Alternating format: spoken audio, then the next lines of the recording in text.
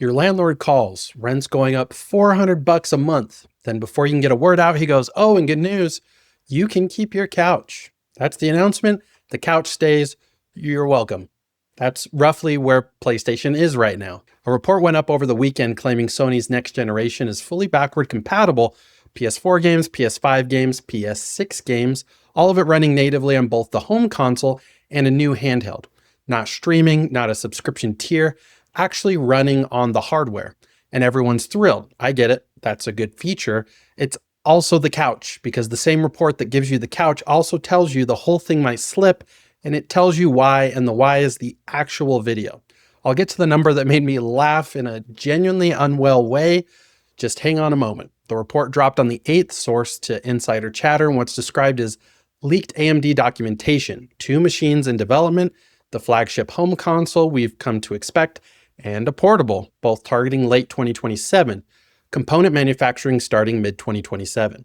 The portable is the interesting one. Obviously, it's not a portal. It's not a streaming brick with a screen bolted to it. The claim is a real console you hold in your hands, running games locally on an AMD chip with Zen 6 cores and RDNA 5 graphics, and both machines play your PS4 and PS5 library. Now, none of this is new. Back in April, Moore's Law is Dead pulled basically the same thing off an internal AMD slide. Said the words BAT compat, PS4, PS5 were sitting right there in the document. Said the handheld codename Canis isn't a separate product line at all. It's a PlayStation 6 you can hold. He also said the document was years old. That's the part everybody scrolled past.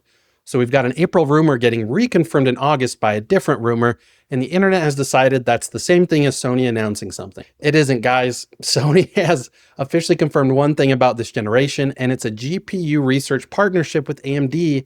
That's it. Everything else is people reading slides. So fine, let's say it all holds, every word. Look at what you're actually being handed. You're being handed the ability to keep the games you already bought.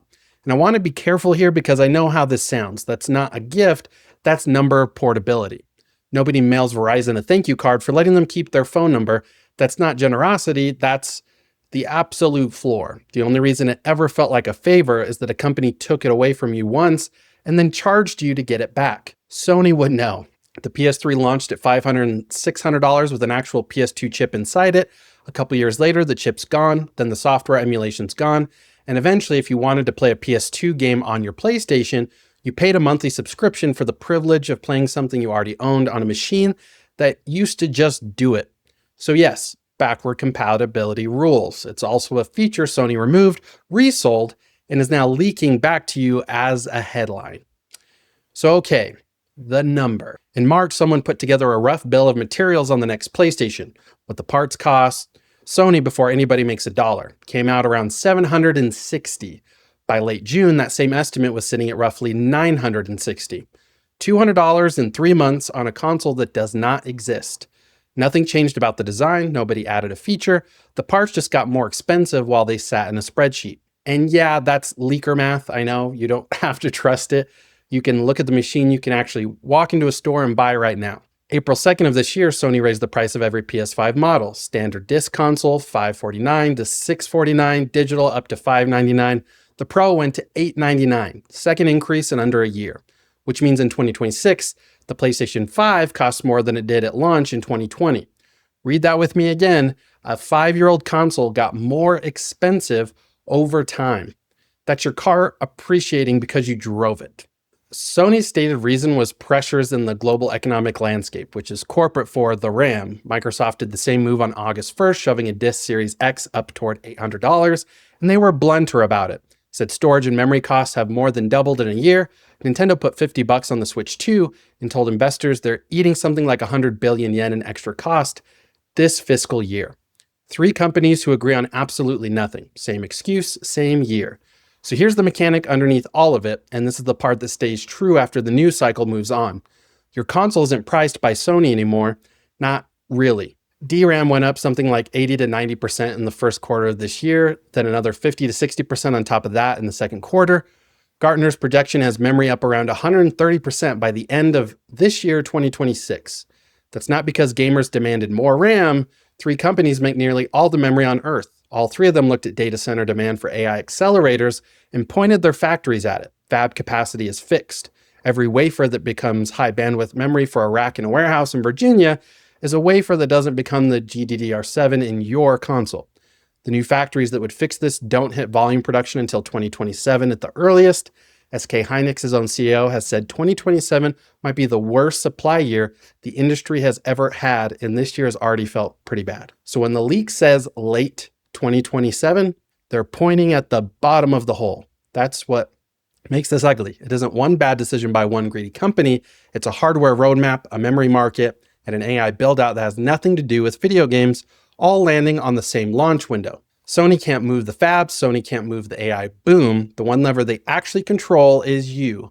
And they already told you that they'd pull it. End of June, Sony said out loud that it's not realistic for them to absorb all of the component cost increases. That's the quote. It's a company clearing its throat before the check arrives. So let me step off the gas for a second. June 2013, Sony's on stage at E3. Microsoft had just spent a month fumbling an explanation of how used games would work on Xbox One, and Sony's answer was a video. 22 seconds, one guy hands another guy a disc. That's the video. The room lost its mind, and it worked because the message underneath it was small and clear. We're not going to make this weird. The thing you bought is yours. Then they said $400. Xbox had said $5. I bring that up because what got lost isn't a feature, it's the posture. There's a kid right now, 19, 20, working on a shift somewhere, who started setting money aside for a PlayStation when the digital edition was $399. That wasn't that long ago. He's been saving the whole time, and every year the number he was saving toward walked away from him. $449, then $499, now $599, and that's the one without a disc slot. He did everything right. He saved. The finish line just kept moving. And what he's going to get told eventually is that the good news is he can keep his library. He doesn't have a library. That's what bugs me about the applause. Backward compatibility is a gift to people who already own everything. It does nothing for the person who's been standing outside the whole time. It's a loyalty reward wearing a generosity costume, and it's pointed at the exact group that was never the problem. So, all right, sentiment over as always, but two more quick things.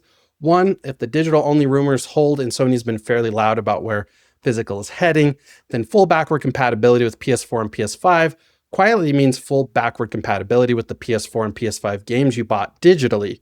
Your disc shelf is decor. Be so for real about what's being promised here. Two, that handheld everybody's excited about, there's a real chance it launches first by itself because it's the cheaper machine to build and the memory market makes pricing the big console a nightmare. Leakers have floated the handheld's chip costing Sony somewhere around $47 to manufacture versus 80-something for a shrunk PS5 chip. Boulder of salt on that one. But the logic tracks. If you can only afford to ship one thing into a broken component market, you ship the cheap one, which would mean the next PlayStation generation opens with a portable. I beg your pardon. I'd be fine with that, honestly. That's the funny part.